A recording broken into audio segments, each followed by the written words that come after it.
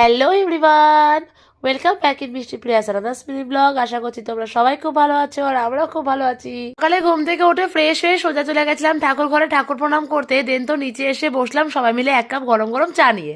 আজ তো মাসিমণি গোপুসোনাকে চিড়ে আর দই ভোগ দিয়েছিল, সেটাই মাসিমণি আমাদেরকে মেখে দিচ্ছিল। দেন তো ঠাকুরের প্রসাদ খেয়ে রেডি হয়ে নিলাম, বেরিয়ে যাবো এবার স্কুলের উদ্দেশ্যে। আজ মাসিমণি লাঞ্চের জন্য বানাচ্ছিল ডিম কষা আর পালং শাকের ঘন্ট।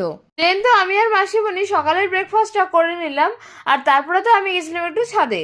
এদিকে তো আমার স্কুল ছুটি হয়ে যাওয়ায় আমিও বাড়ির পথে রওনা দিলাম। তারপর তো বাড়ি এসে ফ্রেশ হয়ে সবাই মিলে বসে পড়লাম দুপুরে লাঞ্চটা কমপ্লিট করে নেওয়ার জন্য। তারপরে তো দুপুরে ভাত ঘুম দিয়ে উঠে আমরা সবাই মিলে বসেছিলাম বিকালের গরম গরম চা নিয়ে।